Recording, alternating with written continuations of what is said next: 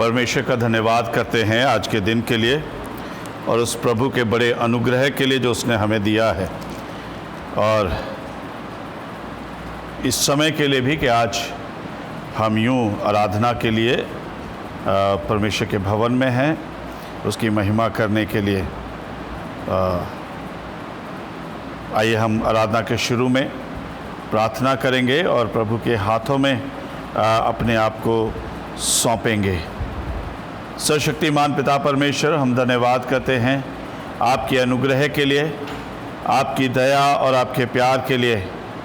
धन्यवाद करते हैं इन सुंदर लम्हों और घड़ी के लिए जो प्रभु आपने दी है कि हम यूं इस इंटरनेट का इस्तेमाल करके, इस मॉडर्न टेक्नोलॉजी का इस्तेमाल करके प्रभु आपके वचन को लोगों तक बांट सकते हैं, पहुंचा सकते हैं। जितने लोग प्रभु आज इस आराधना में इस समय शामिल होते हैं, उन सब को हम आपके हाथों में सौंपते हैं। आपका वचन उनमें से हर एक से बातचीत करे, हर एक को बरकत दे, हर एक पर आपका अनुग्रह का हाथ हो, हर एक को आशीष मिले। और प्रभु प्रार्थना करते हैं हर एक आत्मिक, शारीरिक, पारिवारिक, मानसिक और सामाजिक रूप से चंगा किया जाए, हील किया जाए। प्रभु हमारी ये दुआ है। अनुग्रह प्रभु, आपकी सामर्थ और आपके पवित्र आत्मा का सहयोग, मदद प्रभु हमें और तमाम लोगों को जो इस आवाज़ को सुनते हैं, आराधना में शामिल होते हैं, आज, कल और अब तक बहुत आयत से मिले। फिर से प्रार्थना है अपने वचन के द्वारा हम सबसे बातचीत करें। यीशु नाम से दुआ मांगते हैं, आमीन। परमेश्वर का धन्यवाद करते हैं आज के दिन के लिए और उस बड़े अनुग्रह के लिए जो उसने हमें दिया है। और धन्यवाद करते हैं वो समय धीरे धीरे आ पहुंचा है कि जब चर्च खुल पा रहे हैं थोड़ा सा, और आने वाली 21 तारीख को उम्मीद कर रहे हैं ऐसा कि सरकार जो है हमारी हमें इजाज़त देगी कि हम 100 की गिनती में, और वो भी डिपेंड करेगा जगह के अनुसार, उसके अनुसार, पर हम मिल सकेंगे, चर्च खुल सकेंगे, प्रभु का भवन, आराधनालय, प्रार्थना का घर खुल सकेगा और हम लोग आराधना करने के लिए उसके घर में आ सकेंगे। प्रार्थना करें इन दिनों के लिए। हमारे पास लगभग 1 हफ्ता 8 दिन हैं।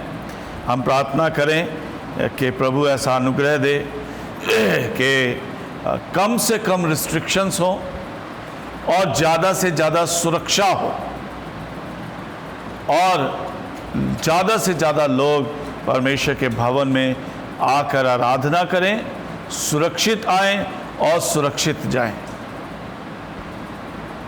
सारी बातों को हम परमेश्वर के हाथों में सौंपें और इस हफ्ते में प्रार्थना करते रहें कि चर्च खुले और अच्छे से खुलें। अपने आप को सुरक्षित रखें इस लॉकडाउन में और इस समय में जब चारों तरफ कोरोना और अधिक फैल रहा है। इसे अभी भी हल्के से ना लें और अपनी और अपने बच्चों की, अपने परिवार की सुरक्षा करें। शर्माएं भी नहीं। अगर आपको कुछ तकलीफ़ होती है, कुछ परेशानी है, तो ना तो इस बात से शर्माएं कि डॉक्टर को जाके दिखाने में परेशानी है, टेस्ट कराने से भी झिझके नहीं। और किसी भी तरीके से कई बार देखा गया है, मैं फिर से कहूँगा कि जब लोगों को पता चलता है, वो लोग भी अच्छे से बगल वाले पड़ोसी अच्छे से नहीं देखते हैं उस परिवार को।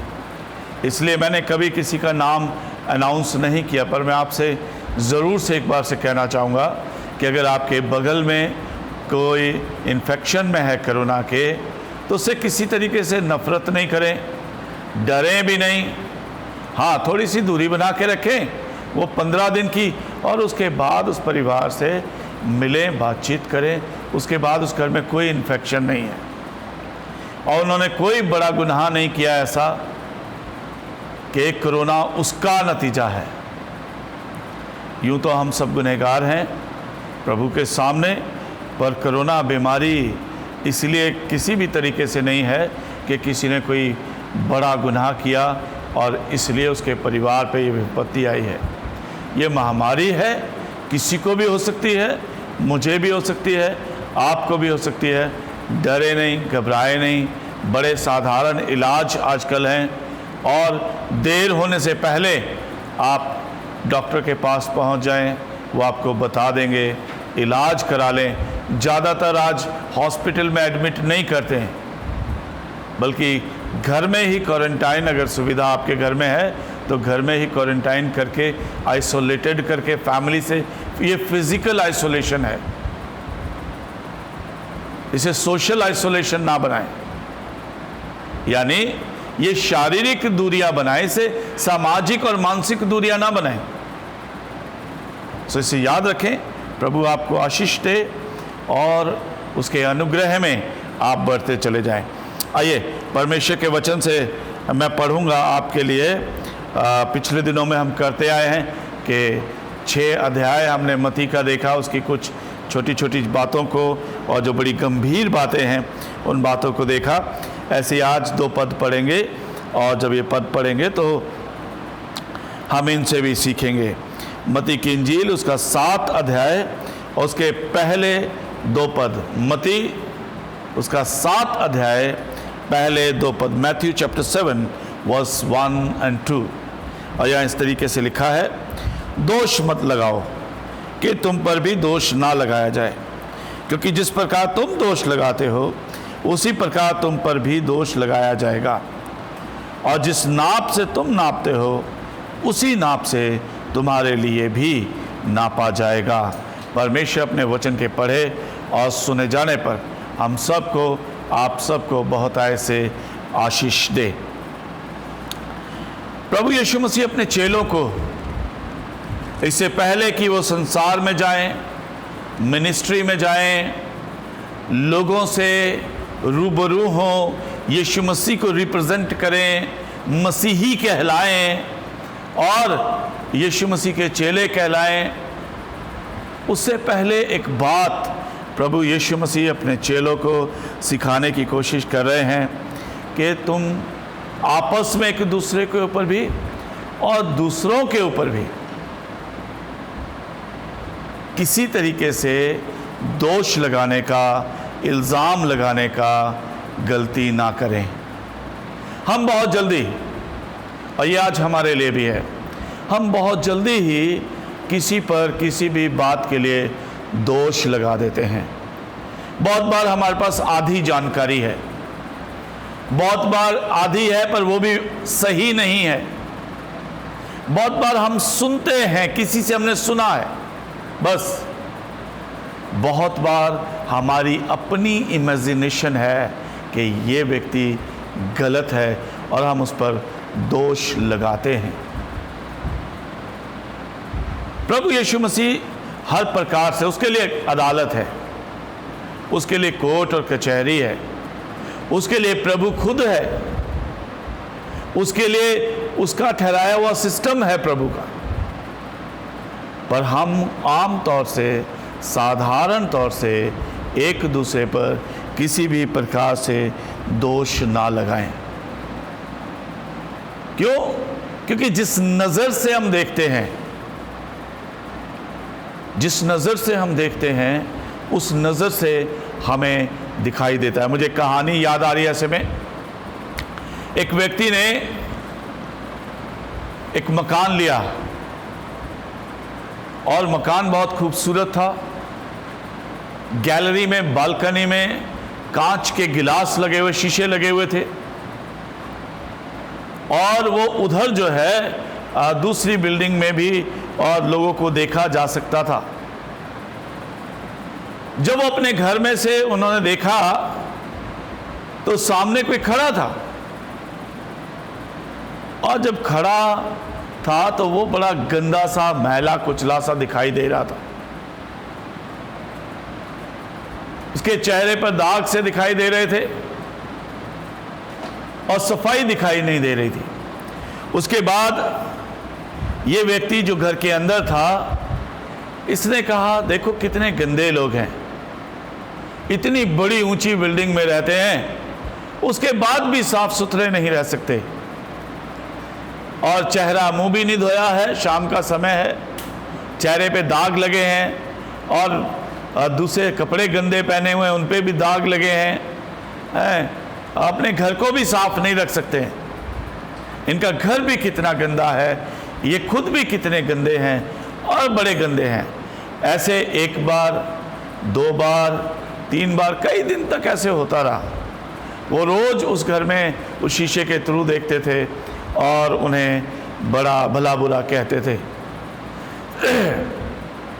एक दिन सुबह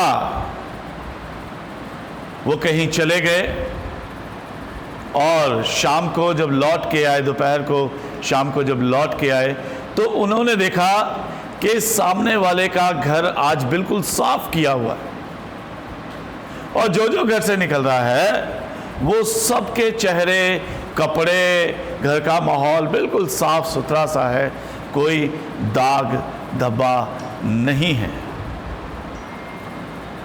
वो बड़े हैरान थे, परेशान थे, सोच रहे थे आज क्या ऐसी बात है कि इनका घर यूं साफ है। तब उस व्यक्ति ने, जो अपने घर के अंदर से रोज देखता था, अपने काम करने वाले को, सफाई वाले को बुलाया और कहा, आज देखो इनका घर कितना साफ है, आज ये लोग कितने साफ है सारे। इनके घर कोई फंक्शन है क्या, कोई प्रोग्राम है क्या, ऐसी बात है कि ये लोग साफ सुथरे हैं। उस नौकर ने कहा, मालिक ये पहले भी साफ थे, ये आज भी साफ हैं, ये कभी गंदे नहीं हुए, पर आपके और उनके बीच में ये जो शीशा था ये गंदा था। मैंने इसे आज अंदर से और बाहर दोनों तरफ से अच्छे से साफ किया और सारी धूल बीच में से ख़त्म हो गई, और वो पहले भी साफ थे, आज भी साफ हैं और हमेशा से साफ थे। देखने में, हमारे में रुकावट, हमारे देखने में परेशानी थी, हमारे देखने में तकलीफ थी। हमारे घर के शीशे के अंदर धुंध और धूल चढ़ी हुई थी, इसलिए सब कुछ गंदा और दोषपूर्ण दिखाई देता था, दोषपूर्ण दिखाई देता था। मेरे अजीजों, हम आज बैठकर किसी पर दोष लगाने से पहले अपनी आंखों को, अपने चश्मे को और आपके और उनके बीच में जो शीशा है रिश्ते का या समझ का, उस शीशे को अंदर और बाहर दोनों तरफ से अच्छे से साफ करके देखें, और उस शीशे के थ्रू हमें हमारा भाई, हमारा जन, हमारा दोस्त दोष रहित दिखाई देगा, दोष मुक्त दिखाई देगा, दोष सहित नहीं दिखाई देगा।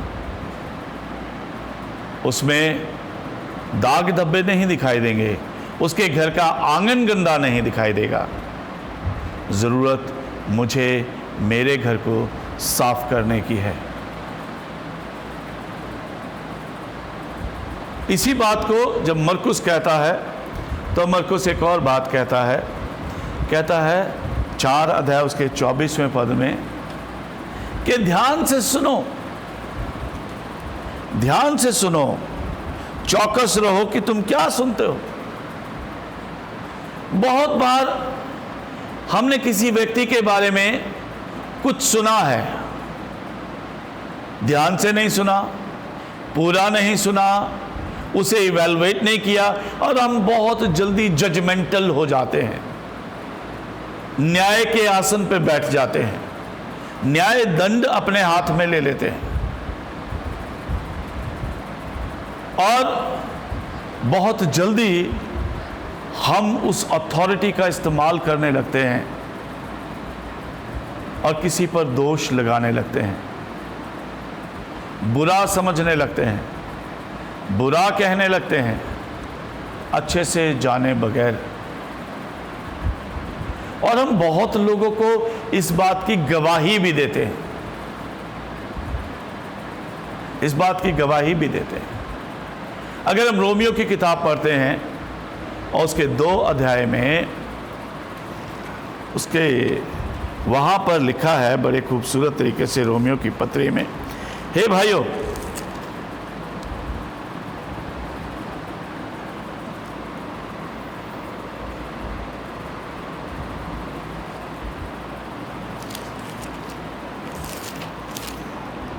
वो हमें कहता है कि हे भाइयों, हे दोष लगाने वाले, तू कोई भी क्यों नहीं है, तू निरुत्तर है, क्योंकि जिस बात में तू दूसरे पे दोष लगाता है उस बात में तू खुद भी अपने को दोषी पाता है। जैसे हमने कहानी सुनी, हमारे बीच की समझ का शीशा, रिश्तों का शीशा, उसमें धुंध पड़ी है, हमारी आंखों में जाला है। सुबह उठकर हमने मुंह नहीं धोया, आंखें नहीं धोई। हमारी परेशानी है कि हम, बाइबल बताती है, याकूब की पत्री उसके 2 अध्याय के 19वें पद में लिखा है, उसके बी पार्ट में, बी सेक्शन में लिखा है कि बोलने में हर एक मनुष्य, वहां लिखा है हर एक मनुष्य बोलने में धीरा और सुनने में तत्पर हो। आज हम उस परिस्थिति के विपरीत चलते हैं। आज हम ज़्यादातर बोलने में तेज और सुनने में बहुत धीमे हैं। जी हाँ, आज हम बोलने में तेज और सुनने में बहुत धीरे हैं। बाइबल कहती है बोलने में धीरा और सुनने में तत्पर हो। मेरे अजीजों, जब तक हम ठीक से सुनेंगे नहीं तब तक हम ठीक से समझेंगे नहीं। चाहे वो परमेश्वर का वचन है, चाहे वो किसी मनुष्य के बारे में है, चाहे किसी की गवाही है, और चाहे किसी की कोई समस्या है, चाहे किसी को कोई और परेशानी है, जब तक हम ध्यान से सुनेंगे नहीं। मरकुस कहता है चौकस रहो कि तुम कैसे सुनते हो। कभी कभी हम आधी बात सुनते हैं और पूरा निर्णय ले लेते हैं। कभी कभी हम आधी बात सुनकर बिना समझे पूरी बात को, और वो मनुष्य की बात क्या है हकीकत में, सुने बगैर अपनी राय बना लेते हैं। मेरे अजीजों, आज ज़रूरत इसकी है, और इस लॉकडाउन में, इन परिस्थितियों में हम अधिक से अधिक परमेश्वर का वचन पढ़ रहे हैं। परमेश्वर की आत्मा को अपने आप से बोलने का मौका दें। परमेश्वर की आत्मा को सुने, सुनने में तत्पर हों। उसके वचन को सुने, सुनने में तत्पर हों, बोलने में नहीं। बोलने में स्लो हो। Be slow in your speech, be slow in your speech. अपने बोलने में धीरे हों और सुनने में तत्पर हों। ज़रूरत है आज। तब हम किसी पे आसानी से दोष नहीं लगाएंगे। हमारे पास दोष लगाने का अर्थ नहीं रह जाएगा। बाइबल बहुत खूबसूरत है, हमें सिखाती है ना, कि हम दोष नहीं लगाएं और एक दूसरे को आशीष दें। बाइबल में श्राप की जगह नहीं है। हम किसी को शापित नहीं कर सकते। हम किसी को आशीष देंगे, जैसा बाइबल में लिखा है। प्रभु यीशु मसीह ने सिखाया अपने चेलों को, जब कहीं जाओ तो उस घर के लोगों को, उस गांव के लोगों को जिससे मिलो आप उसे आशीष दो। अगर वो योग्य होगा तो वो आशीष उस पर ठहरेगी। और परमेश्वर जो स्वर्ग में देखता है वो भी अपनी ज़िंदगी की किताब में, हमारी ज़िंदगी की किताब में, हमारे लेखे में लिखेगा, इस व्यक्ति ने अमुक व्यक्ति को आशीष दी, अच्छा किया, और इसके लिए मैं भी स्वर्ग से उसे आशीष देता हूँ। पर अगर उसकी आशीष उसके ऊपर नहीं ठहरेगी तो वो आशीष आपके ऊपर लौट आएगी, आप दुगने आशीषित हो जाएंगे। और परमेश्वर फिर कहेगा, आपकी जीवन की पुस्तक में लिख देगा, मेरी जीवन की पुस्तक में लिख देगा कि इस व्यक्ति ने अमुक व्यक्ति को, वो योग्य नहीं भी था तो भी बरकत दी, और ये जीवन की पुस्तक में हमारे लिए लिखा जाएगा। और इसी प्रकार मेरे अजीजों, यदि हम किसी को शापित करते हैं, वो योग्य है, उसने गलती करी है, मान लीजिए एक बार को शाप उस पर ठहर गया, हमारी बद्दुआ उसे लग गई, पर खुदा जो आसमान से देखता है वो कहेगा, मैंने तेरे सारे अपराधों को क्षमा किया, तेरे लिए कलवरी के क्रूस पर चढ़ गया, तेरे लिए बाप आसमानी से मैंने दुआ करी, अरे बाप इन्हें क्षमा कर, क्योंकि ये नहीं जानते कि ये क्या करते हैं। मैंने तेरे पापों को अपने ऊपर उठा लिया, पापों की सजा और इल्ज़ाम से तुझे आज़ाद किया, कीमत चुकाई, मैं मर गया कि तू जिंदा रहे। तू अपने भाई के पाप भी क्षमा नहीं कर पाया, तूने उसे श्रापित किया, परमेश्वर भी हमसे नाराज़ होगा। और कहीं वो व्यक्ति जिसे हमने श्रापित किया है वो हमारे श्राप के योग्य नहीं है, परमेश्वर तो नाराज़ होगा ही, वो श्राप भी लौटकर हमारे अपने सर पे आ जाएगा और हम श्रापित ठहरेंगे। सो भला है कि हम शांति दें, तसल्ली दें, हम एक दूसरे को आशीष दें। हम दुआ करते हैं, है ना, एक दुआ का दूसरा मतलब भी है, एक दुआ प्रार्थना है, पर एक दुआ हम बच्चों को, अपनों को दुआ देते हैं।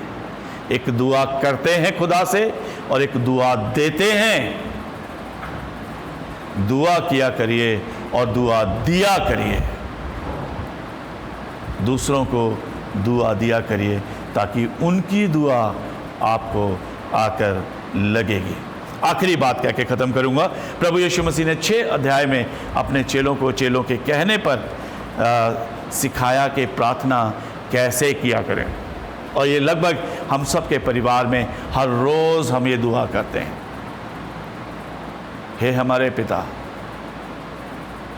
तू जो आसमान पे है, तेरा नाम पाक माना जाए, तेरी बादशाहत आए, तेरी मर्जी जैसे आसमान पर पूरी होती है वैसे ज़मीन पर भी हो। हमारी रोज़ की रोटी आज हमें बख्श दे, और जिस तरह हम अपने कसूर वालों को माफ़ करते हैं, आप भी हमारे कसूरों को माफ़ करें। जिस तरह हम अपने कसूर वालों को माफ़ करते हैं, अपराधियों को माफ़ करते हैं, आप भी हमारे अपराधों को माफ़ करें। जिस तरह हम उन्हें दुआ देते हैं, आप भी हमें दुआ दें। जिस तरह हम उन्हें शांति देते हैं, आप भी हमें शांति दें। या फिर जिस तरह हम उन्हें श्रापित करते हैं, आप भी हमें श्रापित करें। खुदा प्यार करने वाला है, श्रापित करने वाला नहीं है। मेरे अजीजों, हम इस बात को ध्यान में रखें, खुदा के हाथों में ज़िंदगी सौंपें। हम दुआ करने वाले और दुआ देने वाले हो जाएं। हम लोगों को आशीष देने वाले और खुदा से आशीष पाने वाले बन जाएं। हम लोगों के लिए शांति के कारण बने, बरकतों का कारण बने, और खुदा से शांति और खुदा से बरकत पाने वाले लोग बन जाएं।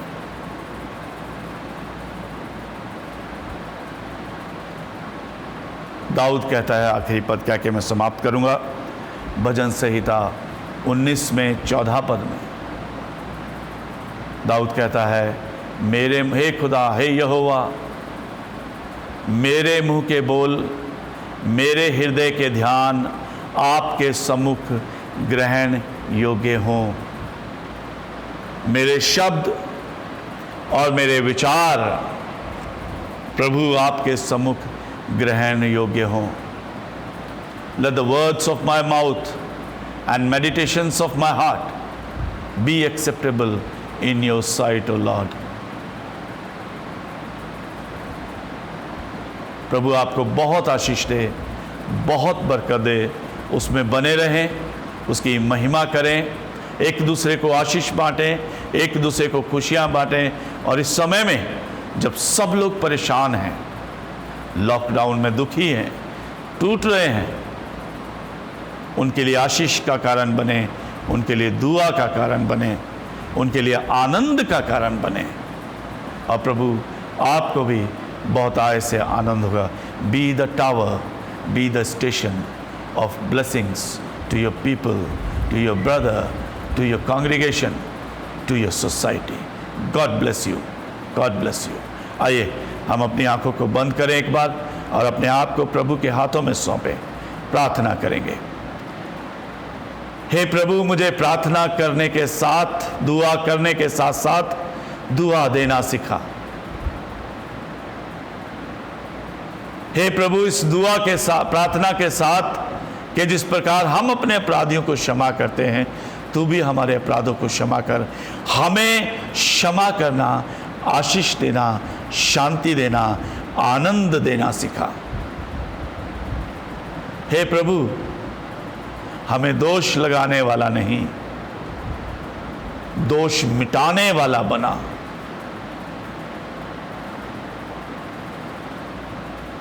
हे प्रभु, मुझे बोलने में धीरा और सुनने में तत्पर बना, मुझे ध्यान से सुनने वाला बना। हे प्रभु, मुझे मेरे समाज के लिए,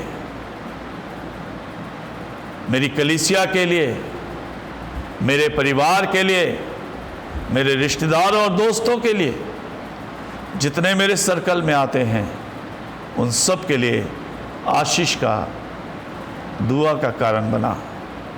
हे प्रभु, आपके हाथों में हम अपने जीवन सौंप देते हैं। हमें आशीष दे और आशीष का कारण बना। धन्यवाद, आदर, महिमा सब आपको। ये छोटी सी प्रार्थना प्रभु यीशु आपके पवित्र नाम से होकर मांगते हैं, सुने और कबूल कर लें। आमीन। आइए हमारे बाप की दुआ बोलेंगे एक साथ और उसके बाद आशीष वचन से यहाँ से विदा होंगे। इस आराधना को यहाँ पे समाप्त करेंगे। आइए हमारे बाप की दुआ और उसके बाद आशीष वचन।